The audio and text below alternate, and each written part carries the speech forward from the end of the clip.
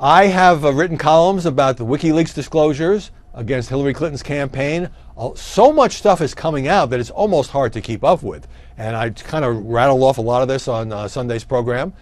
Two different segments. One of them had to do with Donna Brazile, a former CNN contributor, feeding a question in advance of the Clinton campaign. Comments by John Harwood of CNBC in communication with John Podesta, the Clinton campaign chairman, in which he seems certainly antagonistic toward Donald Trump and somewhat sympathetic to the Hillary cause.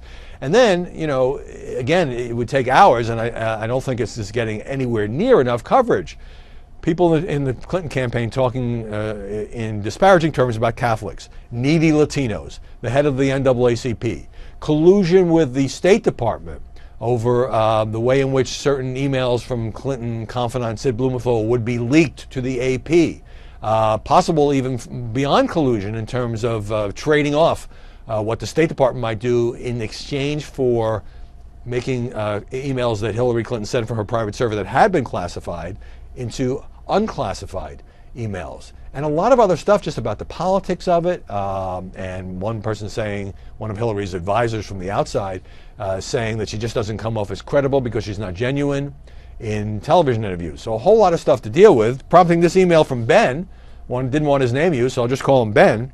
The media, including Fox News and you, should be giving at least the same amount of coverage time to the Clinton WikiLeaks scandal as to negativity about Mr. Trump. How else will the public begin to understand the corrupt and self-serving agenda of the Clintons? I watched your program this morning. You need to make a concerted effort to show how corrupt and biased the media is against Trump and their agenda to see Trump defeated. You owe this to your viewers, that is, if you are truly interested in providing fair and balanced coverage. I'm withholding my name for fear of reprisals.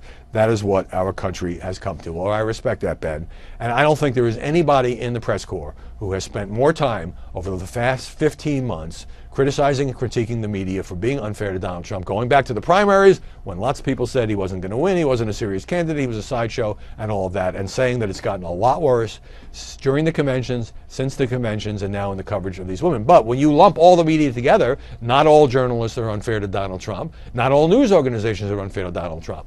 And when you say, you know, it is my job to prove how corrupt the media are, and their agenda is to see Trump defeated, you know, you're speaking as obviously a very passionate Trump supporter. It is my job to hold the media accountable on both the Trump and the Clinton sides. And that's why I have talked about and will continue to talk about WikiLeaks as these disclosures continue to come out. Now, I'm not crazy about the fact that our election agenda is being driven in part by what are probably Russian hackers feeding this stuff to Julian Assange's group. I've talked about that as well.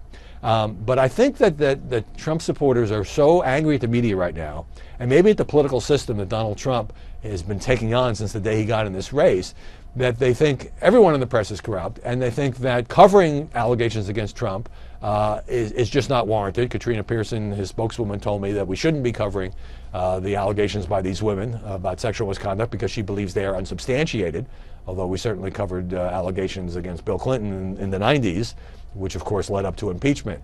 Bottom line is I agree with you on WikiLeaks. It's a little more complicated to explain, and it's a little bit more sort of standard, routine, anything from political back-scratching to coziness with the press to perhaps outright corruption. But right now, the sexual allegations have been so prominent, and let's face it, the media love to talk about this stuff. They don't particularly like Trump. They get ratings and clicks by doing it, that there is an imbalance, which is what I said on the show. Doesn't mean I have to devote the same number of minutes every week to each story. I'm not running a news show. I'm running a media program, and I appreciate the feedback.